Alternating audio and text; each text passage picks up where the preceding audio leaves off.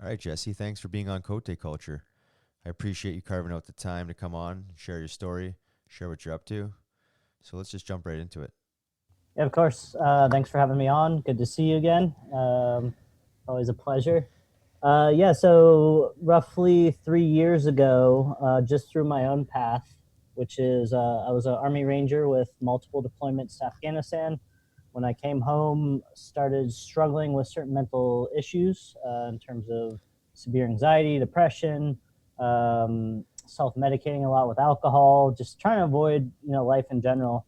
I just got to this point where I just realized that I was unhappier more days than I was happy, which is not a good formula to continue your life with. And so I needed a solution, obviously.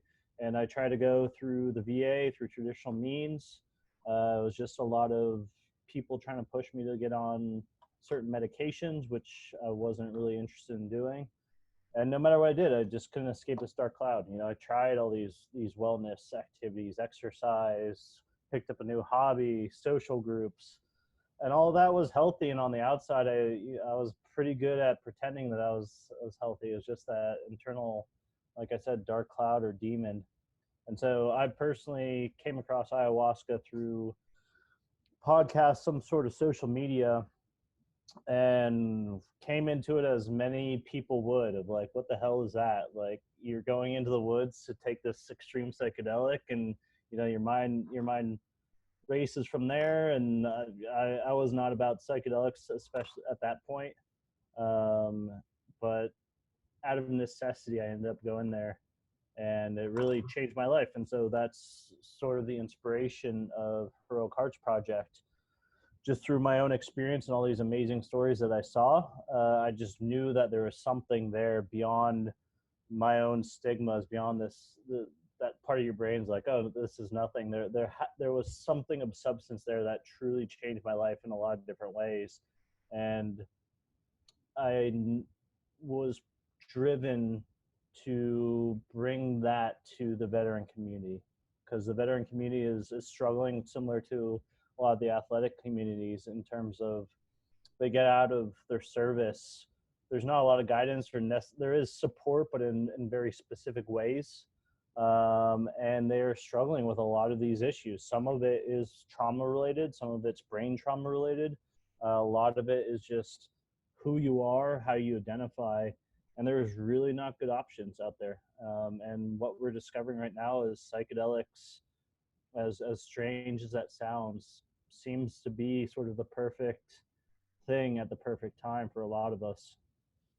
Yeah, well, it's so true, and it's amazing what you're doing because I had the privilege of hopping in on one of your guys' retreats, with one of my former teammates, Dan, and a few of these Marines, and it was quite amazing. I had a relationship with mainly psilocybin and cannabis previous to this experience, but obviously expected a much deeper dive with the ayahuasca, and wow, I mean, it beat my ass the first day. They're really good, but just amazing insights, and to do it with a group of guys that are, not going through the same exact struggle that I am, but they have their own struggle, and they're facing trauma and fear and whatnot in those in those ceremonies, and it was super powerful. You know what I mean? And I can see how this is an amazing tool for.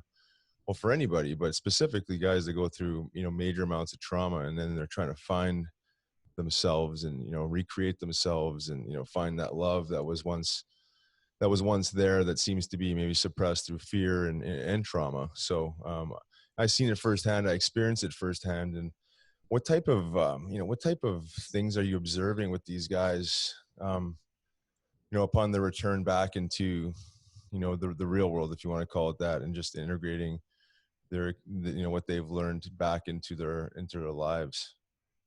Yeah, it's the whole spectrum, but fortunately, a spectrum on a positive side. It really depends on the individual and what where they came from and what they continue to have to deal with. Obviously, trauma and everybody's situation and where they're they're coming from is completely different. So there's some people that have very deep trauma stemming from childhood, and that can take a while to get over. But there's other people that just really needed that push to have that transformational aspect in their lives. And so we're seeing that, and that's good though, because it's all progress towards a certain end. It's all progress towards understanding yourself and being able to live with yourself and being able to have a healthy life with other people in it, right? And so I've seen everything from people coming back home and just taking better steps towards their own mental health, whether it's joining a gym, practicing meditation, yoga, or even just being more conscious of certain emotions, certain feelings, certain negative patterns, to complete life transformations. So we've had some vets that had a history of suicidal ideation, and they'd come from these ayahuasca ceremonies and just realize how ridiculous that notion was, just realize how much that would destroy their family and everything that they built, and that their life had value. And others, maybe not suicidal, but still come back home and just completely take the reins of their life and completely transform it. A pretty touching story, the retreat before you guys, it was this guy who's Green Beret, had been in there for 16 years, was a sniper, just by the looks of him, that traditional, like almost Hollywood-esque military guy, seen all sorts of shit, and came into the retreat and was just stone-faced, barely said a word, and came out of it just this very happy guy exuding joy. And he told us a story afterwards that for the first time since his son had been born, his son's 10 years old, that he was not worried about missing his son's bus because they were making pancakes, and he was enjoying the moment so much. And before, he would have just been in this military mode of like, no, we got to get there, this is done, blah blah blah. But this was the first time he's like, no, this is awesome, like Amazing. I can drive him to school, or we can figure something out. Let me enjoy this moment. And those moments are precious, and those are the moments that veterans and athletes are losing because of the issues that they're dealing with. Yeah, that is powerful. That was one of the things I noticed the most, was just like that emotional, spiritual release. So for someone that's really, really, stiff, I guess, if you want to call it that, or, very, very, in the bubble of being conservative and reserved and I guess that, that militant type of person, to just unlock those energies and release, and, to come out and with a smile on your face and joy and find that happiness, and is amazing, because it's there's nothing else that I've seen that can do something like that. Psilocybin, can do something on those levels, but the ayahuasca, I tell you what, like, it's a different dimension of doing that in such a small amount of time. How much transformation is possible.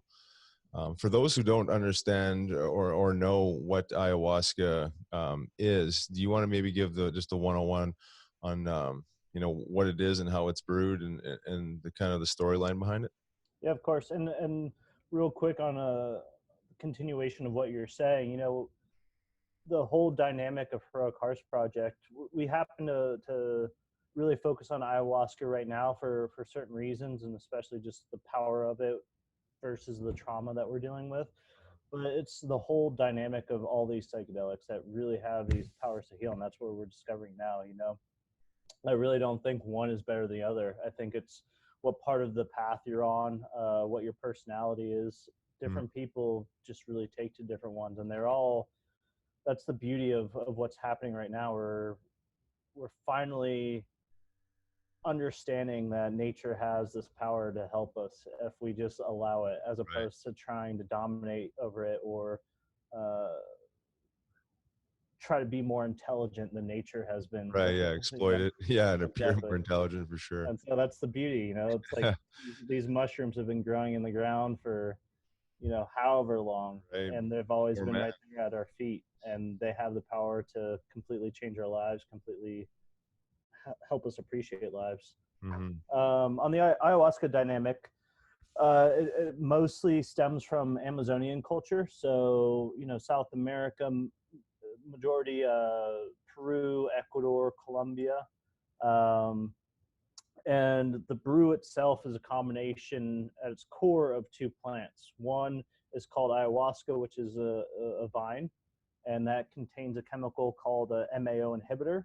And the other is a leaf called chacruna in the Peruvian tradition.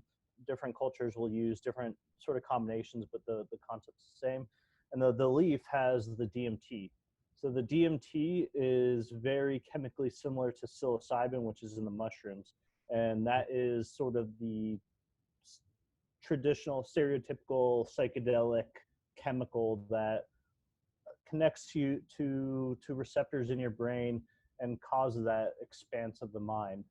So the interesting thing about ayahuasca is the combination of this vine, the what they call ayahuasca, and the leaf allows your body to digest it, almost like an edible cannabis, like gummy or something like that. Right. So different sort of high or different sort of experience. Mm-hmm. If you were just to eat the DMT by itself, your body would not go into this sort of trip. The combination of the MAO inhibitor and the DMT allows you to go into sort of this DMT world, and you'll be there for about 4 hours, and it really allows you to explore it. It can be very trying and hard, but because you have that time, it's almost learning yourself in a completely different dimension that you can almost bring back to reality. So it comes from a lot of Amazonian tribes independently throughout these different countries. Forgot to mention Brazil as well. And it's hard to say because it's not very well documented, but it goes back thousands of years. It was these traditions of these tribes that had shaman or corderos that were the healers of the tribe. They were responsible not only for the physical healing, but also the spiritual, emotional, mental healing of the group. And they would work not only with ayahuasca, that tends to be something they call a teacher plant, which tends to be the stronger ones like tobacco, ayahuasca, wachuma, which is a cactus. But all the different plants in the jungle, they were the ones that had the knowledge of this plant, you can take it and it can settle your stomach, or this plant can help fight infection in the wounds. And so they would be the ones, almost the early medicine men of the tribe, but also in that spiritual, mental sense. And so if there was, in their belief, they view it as like much more in terms of the negative spirits or dark energy. If there was that sort of aspect, the ayahuasca and these sort of traditions would come in for them to sort of cleanse out the people. And so it's very interesting nowadays of, it's easy to judge different sort of beliefs, but it's very interesting about the intersections between these different beliefs, because there actually does tend to be a lot of commonalities, just different, I guess, language to describe it. Yeah. No, it is some deep-seated, spiritual traditions there. And, you mentioned the cleanse component, and I think that's what I noticed the most, and the biggest difference between that and, my experience with psilocybin was how it cleansed, not just, physically, but, the emotional cleanse and the spiritual cleanse. I felt, the purging component added a different dimension to the experience itself. Obviously, I think I vomited a few times in psilocybin. I think it was mainly from the nausea of just eating the mushrooms, but this is different. And but there is something positive that comes along with that, extreme violent purge. And I just I can't describe it anything more than like a chakra release, or an emotional release of some sort, where you just feel so good after, when it's all said and done. Well, obviously, because you went through all the work there, but there's something that I just never got that feeling when I left a 4 or 5 hour psilocybin experience. So I think that cleansing component is, I'm not sure if like ibogaine or any of those other ones are similar to that, but there's got to be something to be said about that cleanse component that really adds value to the experience itself, where you leave. Like I felt like, 20 pounds lighter. I probably did lose 10 pounds, honestly, while I was there, but I just felt so good, so light. And I think part of it was just the way we ate and just everything about it. It was just such a cleanse, a detox all around there. So, Yeah, and your brain feels lighter, and that tends to be a pretty common thing of the ancient, the indigenous sort of ceremonies. Is there not only with ayahuasca but a lot of others? There's this purging sort of aspect, and it's the difference between sort of the Western mentality where we always view vomiting as bad, and yes, there are, like, obviously if you have the flu and stuff like that, but in a lot of these indigenous cultures, the vomiting is this it's symbolic of you getting out this negative energy or these bad sort of things, and that tends to be a big point of, I guess, hesitation of a lot of people going into this because they hear the horror stories of, having the runs or right. vomiting or whatever, and it can be hard, but it also, in the ceremonial context, have a completely different meaning. And like you said, like, that can be the best thing in the world. Like, if you're in ceremony and you have this buildup of anxiety or energy and you purge, like, that is the ultimate release, and Right. like, you're happy to vomit at that time. Yeah. So it's just really being open to different views of how this is. And on that point too is the value, I think, of the ayahuasca is that it brings in the ceremonial side of things. Right. And there Yeah, are creative. mushroom ceremonies, but it's been lost a lot. And I do think, in terms of what we need and what we're lacking, are these ceremonies with real value. We do a Right. lot of ceremonies with superficial value out of habit, out of tradition, but we've lost as a society these real meaningful traditions and these ceremonies to celebrate it. And I think, especially in small groups, you can speak to it. Like, when you're there with the veterans, when you're there with, we had like a CEO there too. Everybody was connected. Everybody was, like brothers there. Yeah. And that's the power of a ceremony. Yeah. I love the ceremony. I think that's really what separates it as well. Not that you can't do it with psilocybin, but it has lost its, the ceremonial component to it. But I really appreciated how it was, everything about it, how it was, conducted, if you want to call it that, just orchestrated. The Incaros, like the shaman was amazing. Yeah, I don't know what that experience would be like if you didn't do it, as a ceremony. I just feel like it would be so different. But it just adds that extra value and power to it, and it just brings people together. So I think it's certainly lost in culture. I mean, even if it's a small ceremony, it doesn't have to be an extravagant thing. It's just, making something official. You know what I mean? Yeah. You're doing it with an intention.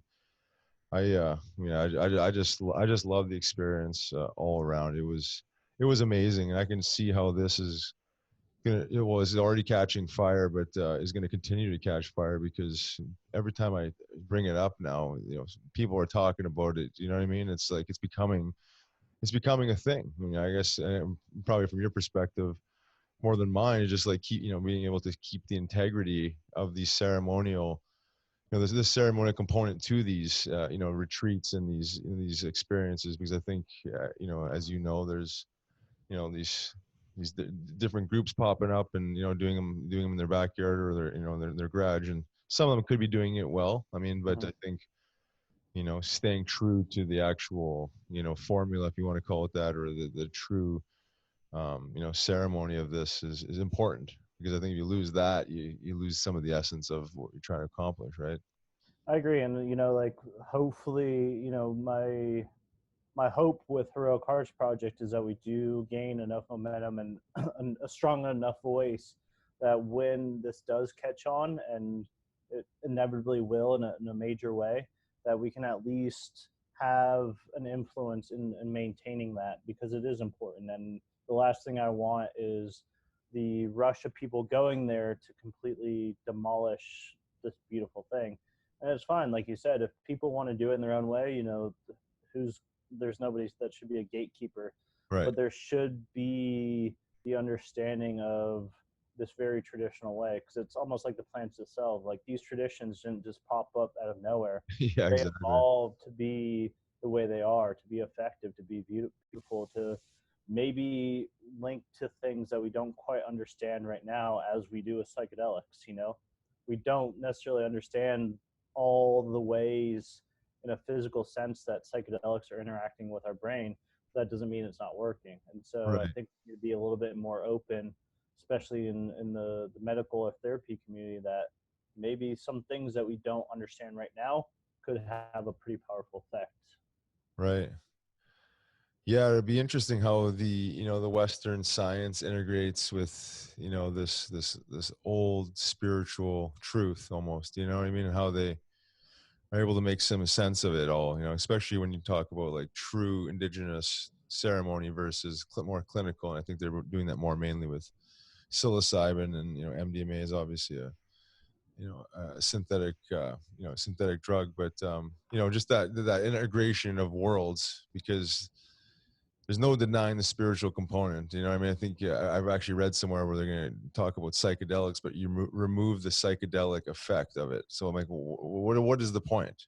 I mean, you might get some therapeutic properties in there, but I think part of that, the change in the positive, chemistry in the brain and the activation and all that is the psychedelic experience itself. And I mean, I don't know what your thoughts are on that, and how, the challenges of modern Western medicine versus these ancient plants, and what you see the future looking like.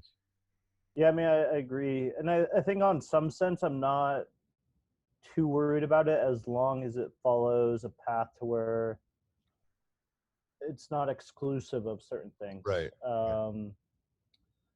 Because there is always going to be a market for people that aren't wanting to go into the Amazon jungle and trek Sure. down. And, if they want to do it, if they can get some benefit out of going into a clinical setting and taking some psilocybin and go home, within a few hours, Okay. I'm all about that. But I Right. just don't want it almost like what you're saying in the cannabis market, where Right. once like certain medical giants and industrial giants come into it, it changes the landscape for those that are trying to do it Yep. in a sincere sort of fashion. And that's the last thing I want. I don't want this to be exclusionary to these beautiful traditions.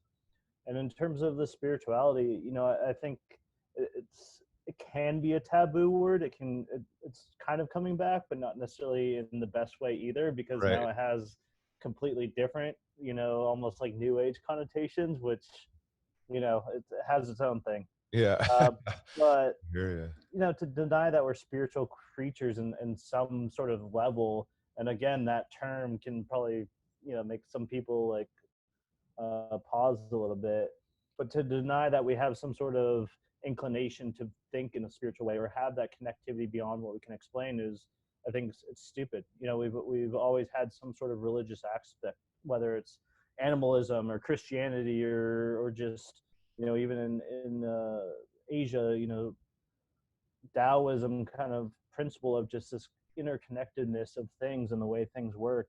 It's important. It's how our brains are geared, and you can't necessarily fight against that. But I think, especially, we've lost a lot of that connectivity, and we've become almost egotistical against it, and you can see that in society that something is lacking, and I believe it's that. Yep. And I think it's understandable because there's a lot of backlash right now against organized religions and major religions. They took that concept and manipulated it and used it as power, sort of thing. Mhm. And so people are kind of going the reverse of, oh, I'm not spirit, I don't want to touch that at all. Right. But I think that's missing. I think it's okay to. I don't know what it is, but it's okay to believe in something beyond yourself, even if Sure. you don't have a.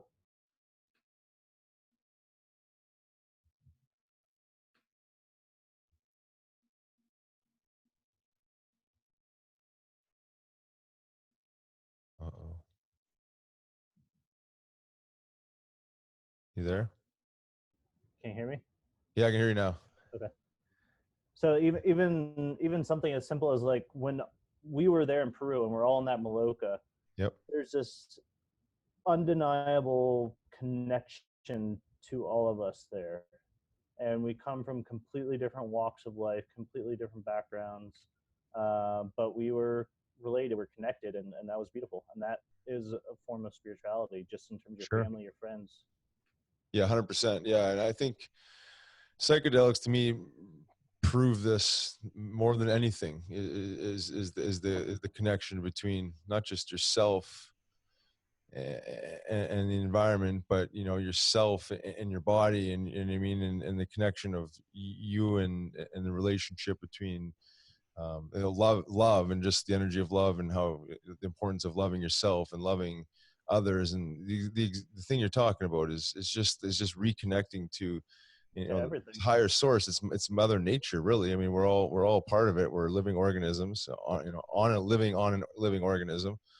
But we forget that. I think we've, in the Western world, almost forgotten that we are living organisms that follow this natural law. And then once you kind of deviate from the formula, disease starts to manifest, whether it's physical disease or mental disease, and this disconnection happens, and the spiritual disconnection. But I think the psychedelics surely, for me, I speak for myself, show that is so ever true, and just the energy of connection that it brings on is so powerful. I think that's what always resonates with me, is how it empowers you as a person, empowers you to love and respect yourself more, but to love others and just exude love and energy, and just connect to the earth. Appreciate the things that are around you. I mean, you have to be seeing that, and that a lot of these guys you're probably seeing that just have such a lack of connection, to the real world, and the things that are fundamental to spirituality. Yeah, I mean, a lot of them. I mean, that's how you deal. That's how you survive. And Yeah. oftentimes in a combat zone, it's you compartmentalize. Because you're under these stressful situations for such a prolonged period of time, and because you are subject to such unusual, traumatic, and horrific scenes and experiences, you have to be very efficient, especially at the special operations level of SEALs, Green Berets, Rangers, Marine Raiders, that you have to be able to cut that off. You have to be able to, like, here's this box, I'm going to put that away. I can't feel that right now. Continue on with the mission. And some people are a little bit better at coping and going back and forth, but it affects everybody, especially if you've been in for a while. That's undeniable, and it's a great skill set for very certain situations, but it was never meant to be under these prolonged uh, time frames, which is what we have with modern war. Of a friend who's also working with Heroic Hearts projects, he's been through 15 deployments. um, that's a tremendous amount of time to be under that sort of stressful situation. But I think that's really where our two communities really overlap too. The athletes and the veterans is in the talks of spiritualization and connectivity, and being a certain person or being a certain character, and then transitioning into this world where you're not necessarily that anymore. And Right. it's what both of our communities are really struggling with right now, because you come from this brotherhood or this high octane sort of world where you're connected, you're with the same people all the time, you're expected to perform at this heightened level. You're physically active, you're doing all these kind of stuff, who you are, you're being celebrated, and then you come out on the opposite side and all of that vanishes. Your connectivity, your sense of purpose, and those are all, in my mind, the spiritual sort of sides of things. You come into this sort of like, all right, I guess I'll go back to school and work in corporate finance, Right. And that's like a lot of, especially for veterans, and I'm sure it's the same with you guys. You're surrounded by these guys all the time, and obviously you're going to get really close to them given what you're doing. And then you go into the real world and you go into this corporate job, and you're like, don't interact with anybody at your office, or maybe one or two, but it's not the same, and you really don't like a lot of people. And you're doing this job but you don't know why, and then all of a sudden you're just more and more doing it just for the money. Yep. And you lose so many aspects of yourself. And I think the psychedelics almost offer we both have these ceremonies at the start of what we're doing. The Army, it's obvious with like the basic training and all that kind of stuff, these indoctrinations, and with hockey, it's all these camps and all these like Yep. to get to the higher level. But we don't have anything like that on the outside. You just go from everything to nothing, and I think psychedelics are that ceremony in a lot of ways for our groups. Yeah, absolutely. And I think, you talk about ego and, you know, um, the identity crisis that you go through when you transition from something that's, you've identified with essentially your whole life, and say for myself, is I was a hockey player and then I was a fighter in hockey. So I identified with myself as that for a pretty long period of time. And the same thing, goes for you guys is, if you're in the military for extended periods of time, like that's who you are. Like that's your identity. You don't really have an identity outside of that, nor are you really seeking one, right? I mean, you're just kind of in your bubble and you're doing what you're supposed to do and you're working hard and you're doing all these things and you're not realizing how much in a bubble you're really living until that's over, and then you have to find a new way to recreate yourself, or find this new identity. Or that's where I think the psychedelics come in, is that there's this temporary, and this is overused now, the term ego death, but there is one. I experienced at least 5 of them there on the first ceremony, where you're able to observe yourself, without ego and without these, identifications of who you are. And I think that's super important when you're trying to help people find themselves, right? I mean, you need to find definite of purpose, and find that identity that you can actually kind of go back into the world and use that energy that you poured into, whether it's the military, you poured into sports, and pour it into something productive and healing and helping, and whatever that lands up being. But again, to your point there, a lot of people land up just, finding a job because it's filling up time and it's paying some bills, but you're not really doing that soul searching that helps you find where you really need to be. You know what I mean? You're annoyed with your coworkers, and you're annoyed with, with this routine of, that you're not used to. But you're trying to find, the whole idea is to find what you love to do, or what is going to feed your soul and still be able to make some money along the way. Because I think that's what you struggle with. It's in the military, I know you guys don't get paid a ton probably for what you guys do in sports. Some guys get paid a lot. Some guys never actually make any money playing sports, and they get hurt or they never make it. But you transition into the real world. It's like how do you do what you love and make a living doing it, where it can kind of again feed that spirit. And I think I really do believe these psychedelics do offer that type of intelligence, or just helps you shift your perspective on maybe expanding the creative faculties, opening up some ideas, whatever it is, just giving some guys some purpose to send back. What do you observing or you're hearing from these guys as far as maybe something along the lines of that? What are guys, kind of insights are guys coming back with to help recreate themselves, if you want to call it that? Yeah, so well, first on the outside, I think what we're experiencing, both of our groups, because we're experiencing these extreme contrasts of worlds, we're kind of experiencing on the hyper sort of sense of things, in terms of, like vets are much more inclined towards certain addictions, depression, anxiety. But you're seeing this as an epidemic across society nowadays. There's record rates of depression and anxiety, and we're trying to solve it with medication. And so I'm not one to say that I don't want to just airdrop psychedelics over Right.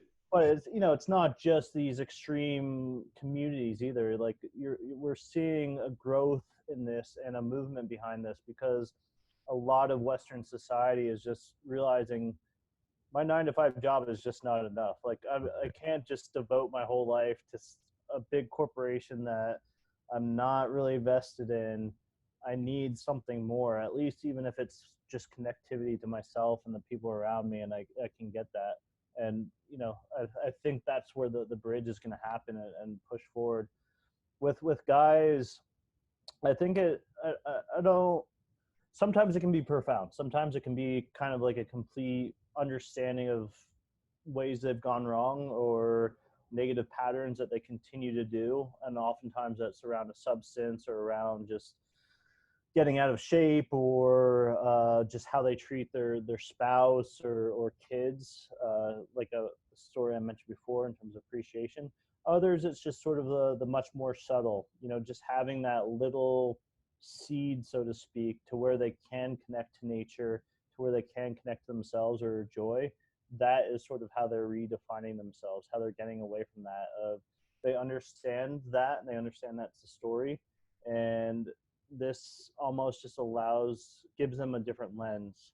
For a lot of people, the beauty of psychedelics and the way the process works, especially something like ayahuasca and mushrooms as well, is it has this like zoom out feature. You're almost viewing your life from a satellite, Right.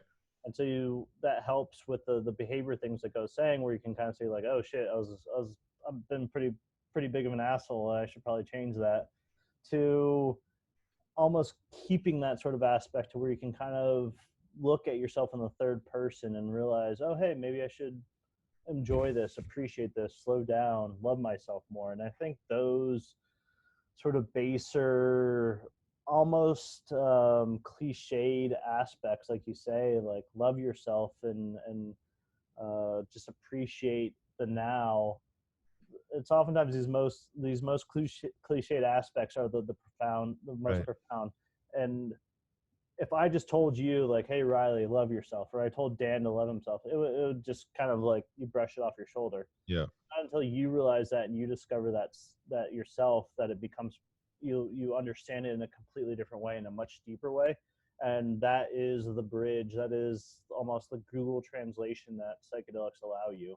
You Right. could say the same sort of like Instagram phrase to yourself over and over again, but it just doesn't translate to your subconscious, to your intuition. And it seems like these substances are that translator to where you understand that finally. Right. And that's like the spiritual identity that we're really supposed to be seeking to begin with. It's really not an identity outside of us. It's who we are, right? It's love, and that's really what it lands up being, is showing you that it's showing you love, showing you that maybe you're lacking love for yourself, I think, and until it kind of pushes you to love yourself, and just exuding love. I feel like it always shows me that, and I think that is like really the energy that is supposed to be defining us. It's like you either live out of love or you live out of fear, right? And I think, again, trauma and all these things are all connected to fear. And I think that's what I've learned, that it's always showing me, and it's empowering. Sometimes But it has even to beat you over it the has to head with beat you love. over the head a little bit, but then anything you do like in the real world, um doesn't matter, whatever it is. And if you're a creative, or if you're a businessman, or whatever you land up doing, your true being is that energy of love. So it doesn't, you know what I mean? It's like that. I think that's the difference between like identity as like identity in a material world, or identity as, as a spirit. I think we've almost severed that, especially in the Western world. They severed the spirit into, a spirit of love, which is supposed to be, into a spirit of fear, and you know what I mean, and almost, hate and darkness. Where that's where I think the psychedelics can help, slap you around a little bit, and bring that energy back, and then you come out of it and it's empowering. I think that's the main thing I get out of it, is just like I feel so empowered to go execute and try and be the best version of me, and be a beacon of energy, which is the energy should be love again. You know what I mean? Everything you're doing, you're just leading through that energy, and it's powerful. I think if you can just take that away, I mean, you go back to the real world, just that piece of intelligence, It's all change your whole all you life. need are in there. I mean, you can still, and that's the hard part about a lot of this, and that's really what we, with our whole program, is we really emphasize like, hey, life's still going to be shitty. You're still going to get, hit Right. in the face when you go back. It's not going to be all roses when you go back. But if you can hold on to at least a few of these tools, then you're going to be much better equipped. It's not that life needs to be stressful. Life needs to have ups and downs. Yep. It's how you learn. That's how you rechart your course. That's how it's the whole, like, you can't be happy if you've never been sad. You can't Yeah. experience extreme joy unless you've, like, lost somebody and experienced extreme tragedy. It's all the yin yang kind of aspect Right. of Right. stuff. And so, but if you can remember that, even if in your toughest times, of love yourself and connect to the love and connect to people around you, then that's all you need to continue on to when times get better. For sure. Yeah. And the lows aren't so low, and the highs aren't so high. You kind of find a little bit more of an even keel approach because, God knows the life is full of adversity, and, it's never smooth, but it's all perspective and how you deal with it. Yeah, and that's one of the interesting, something that reminded me of what you're saying. One of the interesting things that I've seen with ayahuasca and a veteran, a lot of veterans, because they get, in this negative, they're always exposed to negativity and these negative thoughts, and sometimes really bad scenes. Right. And so a lot of them just tend to really start interpreting the world in that negative context, and their brain always goes to these negative thoughts. And the interesting thing about ayahuasca, I've seen time and time again, is that becomes the guy's identity, and they don't want to let go of it, because that almost becomes their comfort. Because if they can view the world as negative, then everything makes sense. And if Right. they stop viewing that, then their world dynamic, how they structure this artificial world, starts to crumble. And that's the last. Our ego doesn't want that. It won't allow that. So in ayahuasca ceremonies, what happens is they just have these negative sort of things, and the ayahuasca obliges. And so then they just have these really hard ceremonies where it's negativity, and sometimes it lasts a couple ceremonies, and eventually the person will give, because that's all you can do if you're exposed to that. You can't fight against your own mind for so long. You're eventually going to give in to Right. that. And so what you always see is they will have these hard experiences, and eventually they're like, all right, I'm done. I don't need to think negative anymore. Like, I'm done with these thoughts. I understand. Yeah. Just Right. let me chill out for a little bit. And that's exactly how a lot of this works, is you get caught in these thought loops, these thought chains, and they become part of your persona. Right. And sometimes you just have to really be like, all right. It's almost like that old thing of, like, catching your kid smoking a cigarette, so you make them smoke a whole pack of cigarettes, kind Yeah. of thing. Yeah. No, for sure. Why not? Yeah, I know exactly what you're talking about, because after the first one, first ceremony there, I wanted to pack it in. I was like, wow, my God, I think I've seen everything. I think I need to I think I need to sit the next play out. Thank God I didn't, though. But it slaps around that much. It's like, wow, do I want to go back in that space for another 4 hours, two more times? But I guess that, I landed up realizing it was fear, or just the way I could describe it is just like the hardest training camp, the hardest physical hockey training camp, but spiritual and emotional one. It was just like mentally drained. I gotta go back and do that again. I gotta go fight again or whatever. But That's what you need for the. you got to. Sometimes you need to struggle. That's how we learn. Yeah. If it's all easy, if it was just a back rub the whole time, Right. you walk away and be like, oh, this is kind of bullshitty. But Yeah. the fact that you have to struggle, that's how Yeah. you learn. That's how you grow. Yeah. It's discomfort. That is it. So any studies besides the one, we can talk about this one as well, the microbiome and the connection between maybe psychedelics, specifically ayahuasca in this case, and the gut microbiome and what you're seeing?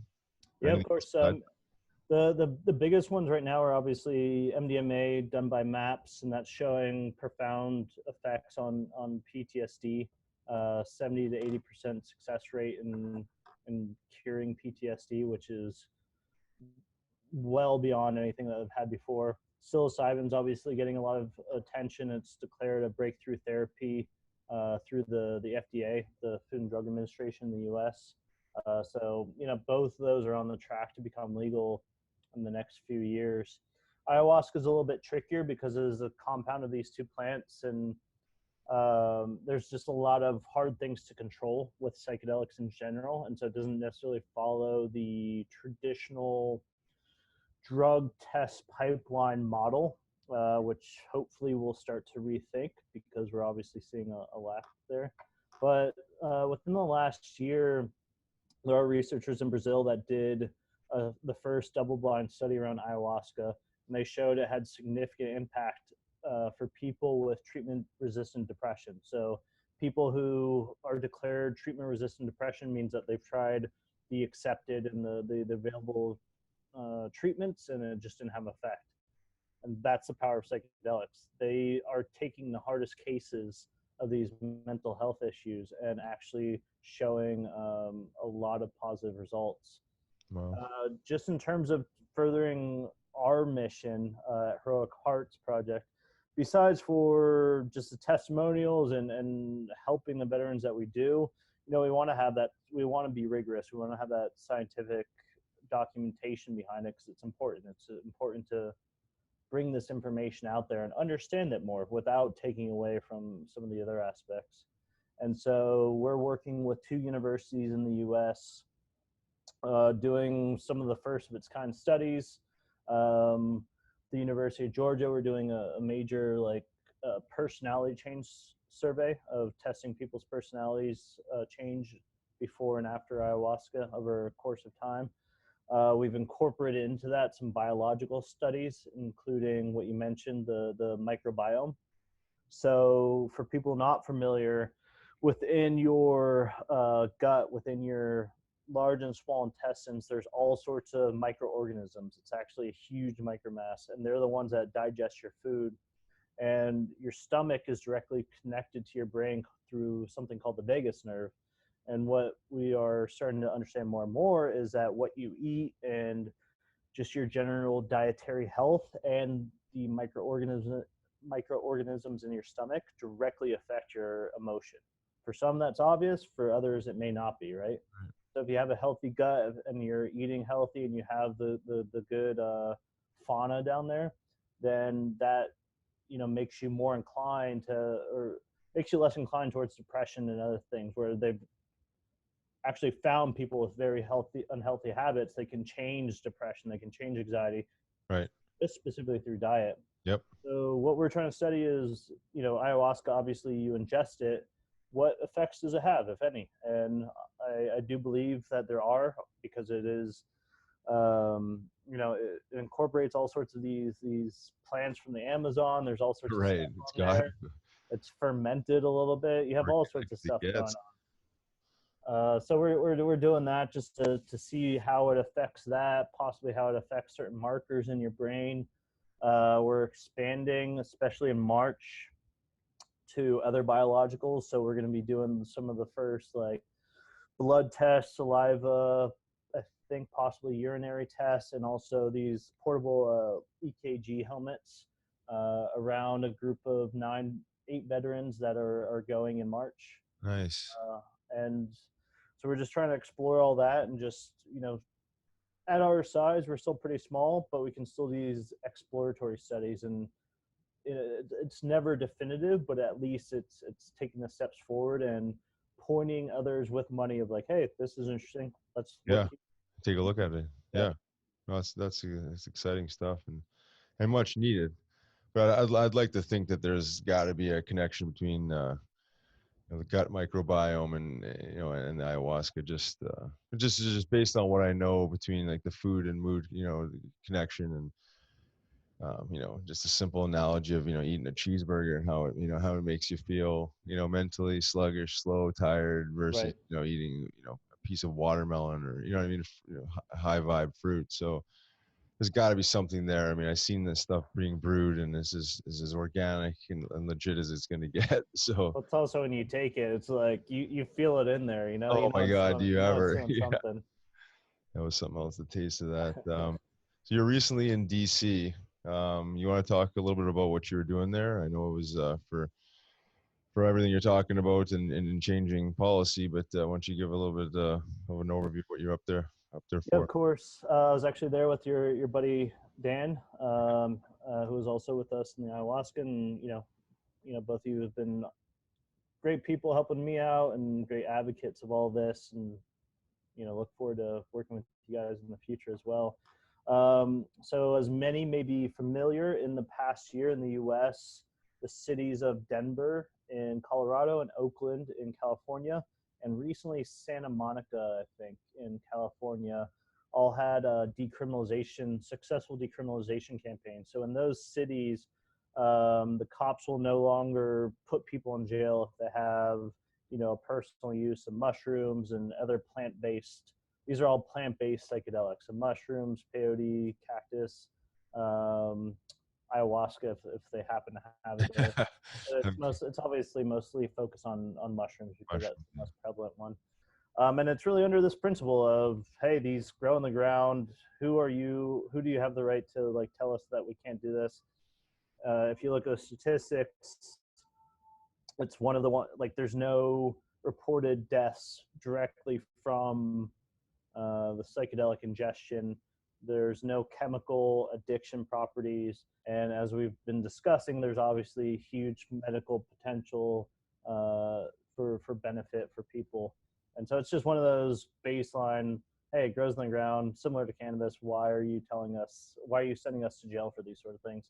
And Dr. Bronner's, the soap company, who is a fantastic company, a great role model to business structure, to beneficial businesses, has been putting a lot of money and energy for a while, but now much more outwardly towards the decriminalization. And so they're really supporting all these different hubs. So 2020 is probably going to be a pretty big year for a lot of these movements. Recently, we went down to DC. Heroic Hearts Project is helping Dr. Bronner's, the decriminalization movement, on these sort of aspects, just lending the veteran voice to represent those communities and also show the lawmakers that this is not their stereotype. If we say psychedelics, most people are going to honestly view a hippie with dreadlocks or some sort of negative connotation to it. Trying to add a different perspective, the same as you guys are, like, hey, this is affecting athletes, this is affecting veterans, this is affecting people you trust, you respect, and you rely on to defend your country. So why aren't you listening to us now? So this was a first step, but it was a big step. We went down to DC to provide our testimony and to support the motion, and it was in front of the DC board. And the way it works there, it's a little bit more convoluted than other state or other, because it's a district than other places. But the board passed our resolution, which means now that the local movement can start getting signatures towards their petition. So if they denied it, then that means that this wasn't worthy of it going in front of lawmakers. And so then they'd have to probably sue the government and go through this big circuitous path just to get to the same square one. But fortunately, they approved it. And so now in the next few months, they're going to start getting signatures in the local DC area. So if people are interested, they should definitely reach out either to us or Decrim DC. And if they get enough signatures, which I'm sure they will, then it will go in front of lawmakers and eventually get to a vote and potentially decriminalize plant-based psychedelics and plant-based medicines in the DC area, which would be a huge movement because obviously that is the figurehead of U.S. democracy, U.S. law. Yeah. Right on. What type of time frame are you looking at for something like that? With everything you're talking about, the process, how long does that generally take? A year? I'm not super sure. That's not my expertise. I just show up and they point me in the right direction and I talk. But I think it'll take kind of a while. So potentially in by the end of the year, but I'm not positive. Don't quote me on that kind of thing. But there's a lot of other ones. We're working all over the country. Like I said, Oregon's gonna, towards the end of the year, Oregon's moving. They're gonna go like full legalization there, right? In Oregon. And I know Dan's helping out a lot with the Chicago kind of thing. Yeah. You have to be.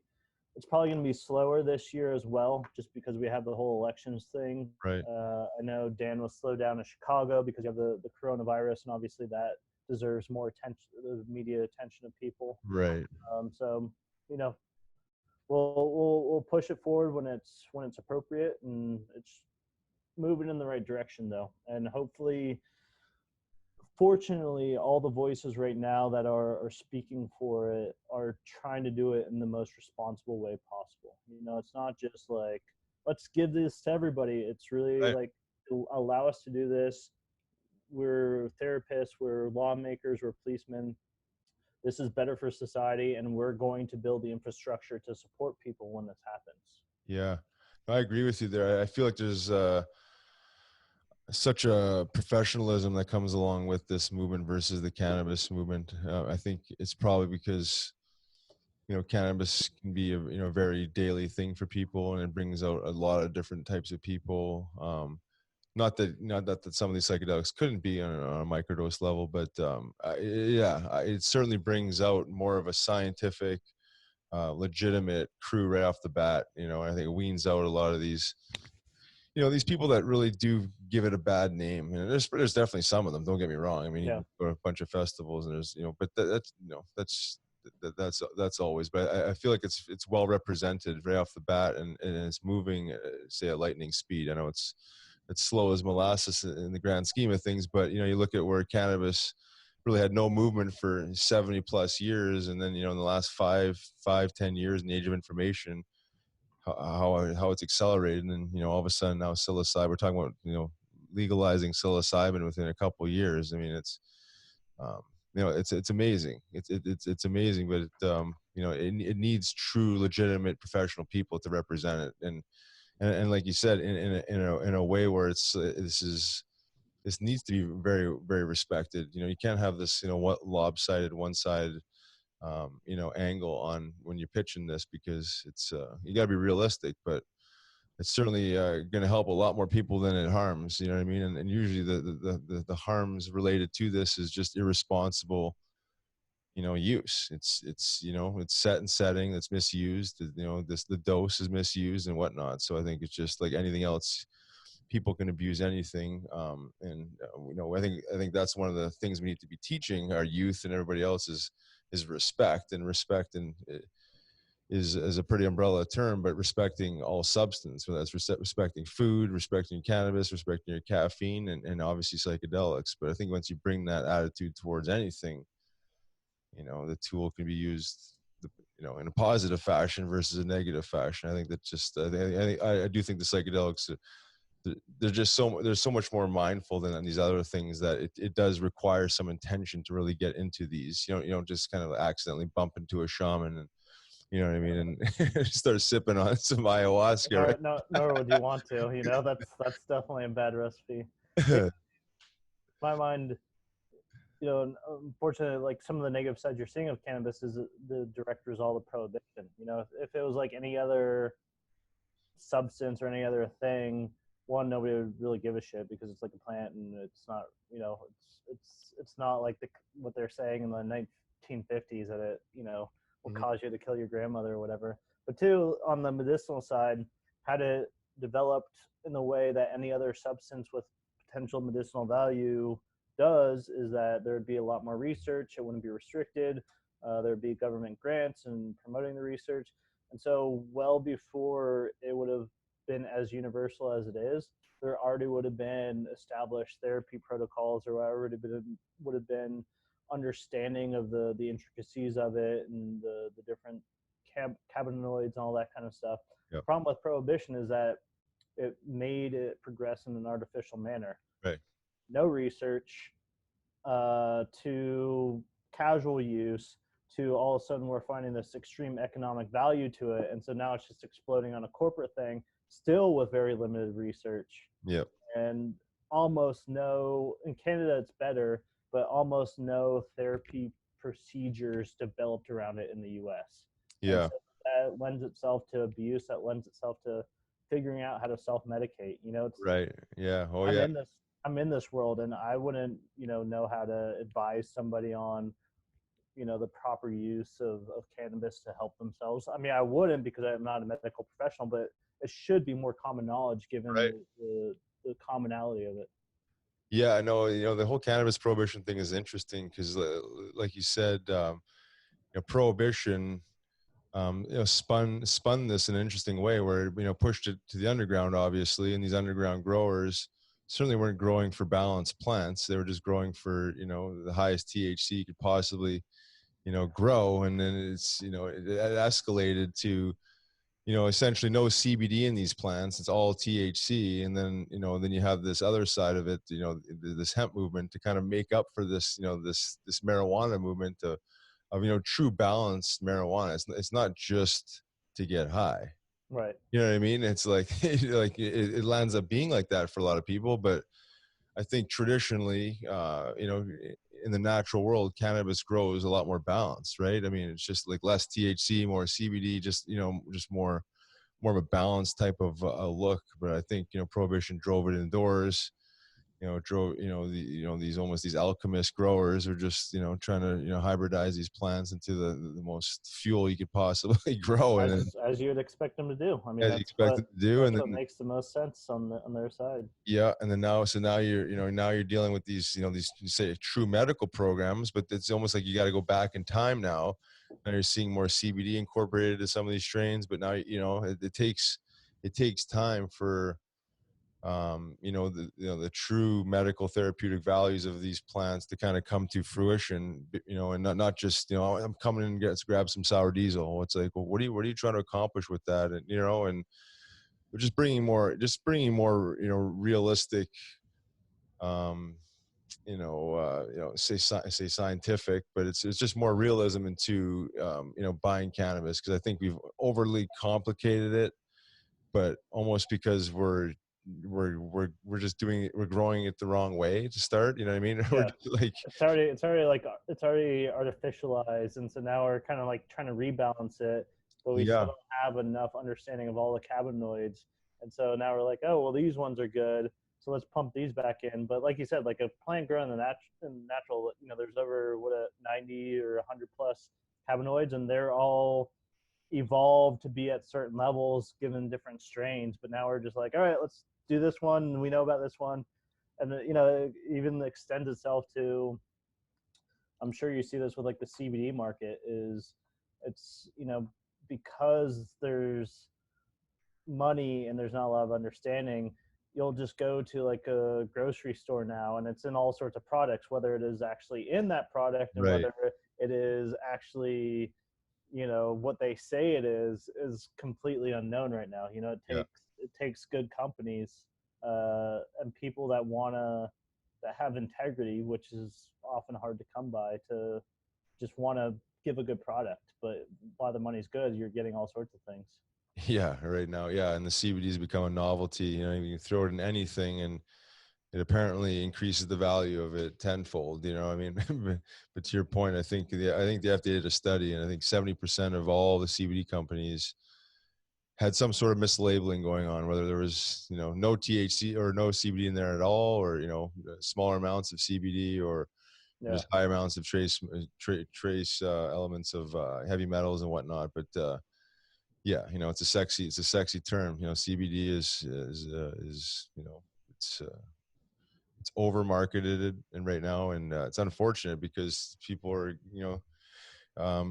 spending their hard-earned money on these products, and they're victims of good marketing. And there's some people doing it really well, don't get me wrong, but I mean, it's really marketed towards the naive consumer, right? The person that really doesn't read the labels, doesn't really care, honestly. He's like, they go to the grocery store and just buy whatever it says on the front, not even spin the thing around. But I'd like to see some regulation on that, not over regulation, because you don't want to push out some of the smaller guys. You got to give somewhat make it an even playing field, even though that's not reality. But certainly two opposite ends of the spectrum, where one's exploited on one side and one's exploited on the other. And there is a slow marriage happening that I see in the medical space, where they're actually coming around to really understanding that if you really truly want to heal and keep this plant balanced, you have to incorporate more CBD to it. You know what I mean? It's not. I understand some people's pain is extreme, and you got to have those higher amounts. But I do believe, from my personal experience, that they're almost like temporary bandages for pain. Sometimes those highest THC ones. You know what I mean? They don't. I think the CBD does help get into the root the root cause of some of this pain, where, again, there's an education component with this, that and trial and error too, right? I mean, you go into a dispensary and they're, Joe Blow bud tenders recommending something that he feels is good for what you got going on, but you might have to dabble a little bit. Again, just that balance component to me is really what's kind of, inducing a lot of this anxiety and paranoia into some of these patients. It's just too much THC, you know what I mean? And bring it down a little bit, and you can always take more. It's hard to overconsume and then reel it back in. I think it turns a lot of people off. But that's the challenges of this, of plant medicine that's been pushed underground for so long. Is like, it's sad when guys like me have to, almost appear to be the experts, and it's like when I'm talking to doctors and they don't have a clue. They'll know a couple different, fundamental terms of cannabis, but have zero understanding of botany and and holism. Really, it's just. Yeah, I mean, we're in the same boat. The Department of Veteran Affairs, I think, had like around $80 billion budget this year, and we're getting guys that we're failed by the VA. Yeah, it's right. We'll do it, and we're going to do it as professional as possible, and we have experts on our team, but it's always that sort of looking back of like, why am I the one that is taking hold of this? Why isn't there some government organization that's doing this thing that has clear value? It just doesn't make any sense. I know, but power to you. That's the world we live in. And it's like, you take it for granted, I guess, when you're younger. You just feel like, all the puppeteers are doing what they're supposed to, and everything, this is a well-oiled machine for everybody and the best interest of everybody. But the reality is it's not. And we got to do our part, right? I mean, the system is broken clearly, and we need to be fundamental in fixing it and just do what we can, right? Sharing stories, introducing people, getting the good word out there. Obviously, you're doing it in every which way possible, political, doing God's work, man. So I appreciate everything you do. Appreciate you. Appreciate the experience I had with you and the fellows there. It was life changing for sure, and highly recommended. Your organization, that specific retreat center. I loved it. I love my experience there. And is there anything you want to add before we say goodbye? Anything in the near future with Heroic Hearts Project, or how you see this thing manifesting in the next few years?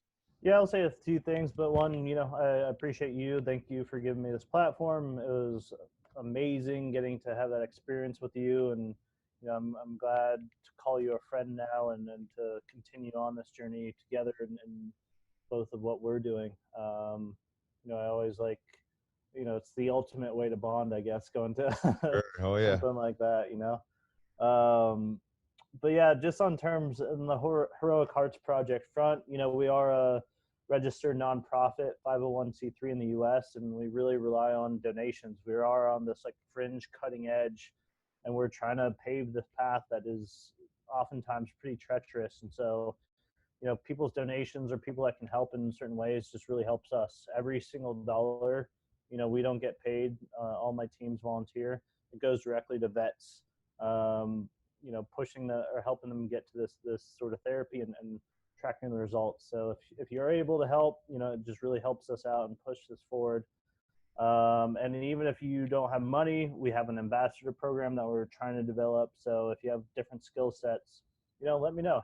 Hit me up, reach out. If you know a vet and you want to just talk about the potential or the aspects, let us know.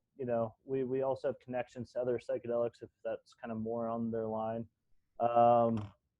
And just on your front, we're really trying to. We did this sort of pilot program with Riley and Dan and some vets, and it just went tremendously well. And it's a very good group to go forward. So we're really trying to explore in the future this cohesion between athletes and veterans and potentially CEOs of all these warriors from different walks of life getting together, healing and supporting each other in various ways. And so that's what we're trying to expand. My focus on veterans, but working with you guys on healing athletes and healing other individuals, the end of the day, that's all you. That's the best thing ever, you know. Right. Things Yeah, it that was you- amazing.